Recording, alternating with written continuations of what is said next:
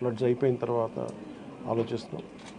ప్రస్తుతానికి సిసోడియా గారు చెప్పడం దీన్ని disaster management head, state disaster management హెడ్గా మా దృష్టికి తీసుకొచ్చింది ఏంటంటే ప్రస్తుతం రిసీడ్ అవుతున్న నీళ్లు పెరగట్లేదు.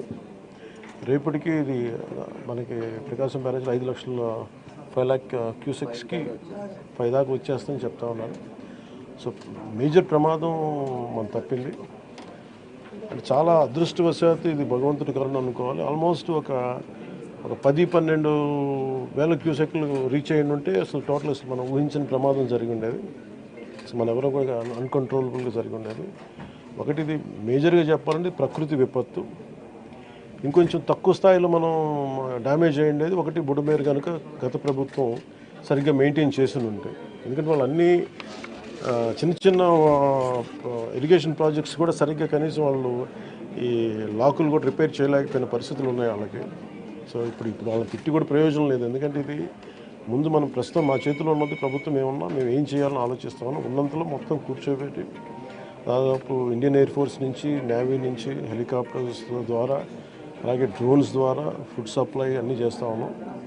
అలాగే సహాయ కార్యక్రమాలు ముందుకు తీసుకెళ్తా ఉన్నాం. అలాగే పిఆర్ పంచాయతీరాజ్ నుంచి కూడా దాదాపు 242 టీమ్స్ని ఈ రోజున 262 టీమ్స్ని ఏర్పాటు చేయడం జరిగింది. ఇది వరద ఎఫెక్ట్ కాని జిల్లాల నుంచి ఈ ప్రత్యేకించి మన ప్రిన్సిపల్ సెక్రటరీ గారి ఆధ్వర్యంలో ఇది ముందుకు తీసుకెళ్తా ఉన్నాం.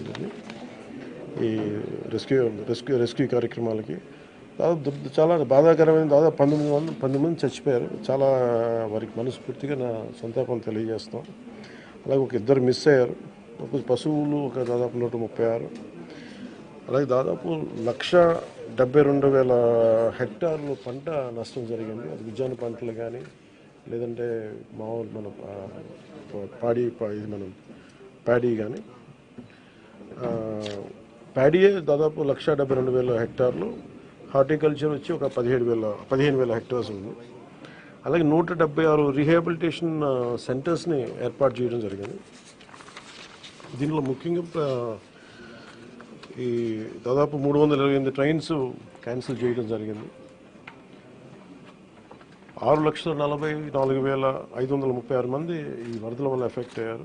దాదాపు 193 రిలీఫ్ క్యాంప్స్ మెయింటైన్ చేయడం చేస్తున్నాం. అలాగే దాదాపు 42,707 మందికి రిలీఫ్ క్యాంప్స్లో అకామిడేట్ చేసాం. దాదాపు 194 మెడికల్ క్యాంప్స్ ఆర్గనైజ్ చేసాం. దీనికి ఇది ఇంకొక ఈ డేంజర్ ఇలా కంటిన్యూ అవుతుందా లేదని చూస్తుంటే ఖచ్చితంగా తగ్గుముఖం పడుతుంది. ఇది గాబరా పడాల్సిన అవసరం లేదు. అలాగే మేము సహాయ కార్యక్రమాలు పాపం అందరూ కూడా పిఆర్ పంచాయతీరాజ్ దగ్గర నుంచి స్టేట్ సిసోడియా గారి అధ్యక్షతన గౌరవ ముఖ్యమంత్రి చంద్రబాబు గారి ఆధ్వర్యంలో సహాయ కార్యక్రమాలు స్టేట్ డిజాస్టర్ మేనేజ్మెంట్ అలాగే నేషనల్ డిజాస్టర్ మేనేజ్మెంట్ అందరూ ఒకటే ఇన్ ట్యాండెం కలిసి పనిచేస్తూ ఉన్నాను. సో ప్రతి దాదాపు ఈ సెంటర్కి 600 to 700 కాల్స్ వస్తూ ఉన్నాయి. ఈ సెంటర్కి ఎక్కడెక్కడ ఇబ్బందులు ఉన్నాయంటే అడ్రస్ చేస్తూ ఉన్నాం. అతి తక్కువ సమయంలో ఇంత ఎఫెక్టివ్గా పనిచేయగలిగాం. కానీ భవిష్యత్తులో ఇలాంటివి జరగకుండా ఉండాలని మేమందరం కోరుకుంటున్నాం. అలాగే ఆ దిశగా పనిచేస్తాం.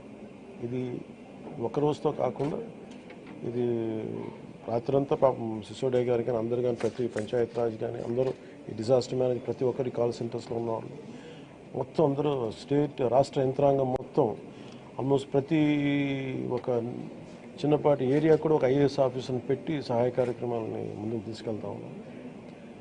అలాగే సిసోడియా గారు కూడా ఆయన అహిర్నిస్లో లాస్ట్ ఒక 72 గంటలుగా ఆయనకి నిద్ర కూడా లేకుండా ఇక్కడే కూర్చొని మొత్తం అహిర్నిస్లు అందరూ అప్రమత్తంగా దీన్ని పర్యవేక్షిస్తూ ఉన్నాం. ఇప్పుడు దీన్ని అనలైజ్ చేసి ఇప్పుడు ఎవరి తప్పు వీటన్నిటికంటే కూడా మేము అంటే మా ముందున్నది మేము ఎంత సహాయ కార్యక్రమాల్లో పాల్గొనగలం. అలాగే నేను ఈ సమావేశం తరఫున ప్రైవేట్ వ్యక్తులు కూడా మన పత్రికా ప్రకటన ద్వారా నేను మిమ్మల్ని అప్పీల్ చేశాను. ఈ రోజున మొత్తం రాష్ట్ర హితువు కోరుకున్న ప్రతి ఒక్కరూ 3 పార్టీల వ్యక్తులు మద్దతుదారులు అందరూ కూడా మనందరం ఇలాంటి ప్రకృతి విపత్తులు వచ్చినప్పుడు అందరం కలిసి మనం ముందుకు తీసుకెళ్ళాలి. రాష్ట్ర ప్రభుత్వం నుంచి